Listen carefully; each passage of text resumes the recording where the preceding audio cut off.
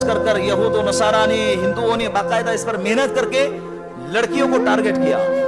अगर मुसलमानों की लड़कियां आएंगी, इनकी नस्लों का दीन तबाह हो जाएगा, इनके खानदानों का दीन क्या हो जाएगा। जब मेरी घर की बेटी गैर के बिस्तर का जीनत बनेगी और उसके घराने की औलादें पैदा करेंगी, तो क्या सोचे उनकी औलादें ईमान वाली पैदा होंगी, दीनदार पैदा होंगी। अल्लाह के रसूल ने फरमाया कि हर इंसान फितरत पर पैदा किया जाता है। किस पर पैदा किया जाता है?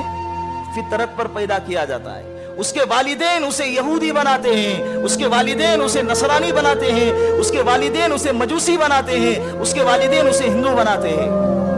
तो उन्होंने लड़कियों को टारगेट किया। इसीलिए दीनी मुआशरे का इंतजाम होना चाहिए, दीनदारी की तरफ हमारी तवज्जो होनी चाहिए। निकाह के वक्त में दीनदारी को तरजीह दो। दीनदारों घरानों के अंदर भी ये चीजें आज के जमाने में कम से कम होती जा रही है। ये अल्लाह के जात पर एतमाद की कमी की अलामत है। अल्लाह की जात पर किसकी अलामत है? बोलो, कमी की अलामत है कि खिलाएगा कौन, खाएंगी कैसी मेरी बेटी, फिर तलाक होकर, बेवा होकर या कुछ हादसात में शिकार होकर दोबारा अपने घर में आकर बैठ जाती है, फिर उसको खिलाएगा कौन। जिंदगी का रिस्क का जिम्मा अल्लाह ने लिया है, बेफिक्र हो जाए।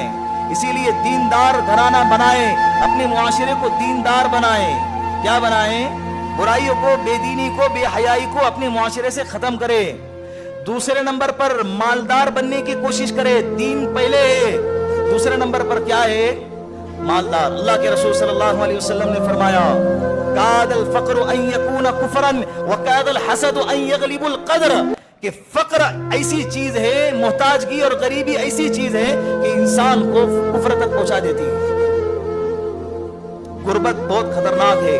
एक अल्लाह वाले का मकौला है, अगर किसी इलाके में गरीबी और फक्र जाता है ना, किसी बस्ती में अगर दाखिल हो रहा है, तो कुफ्र उससे कहता है मुझे भी साथ ले चलो। कुफ्र उससे क्या कहता है? मुझे भी साथ ले चलो। ये इतनी खतरनाक चीज है।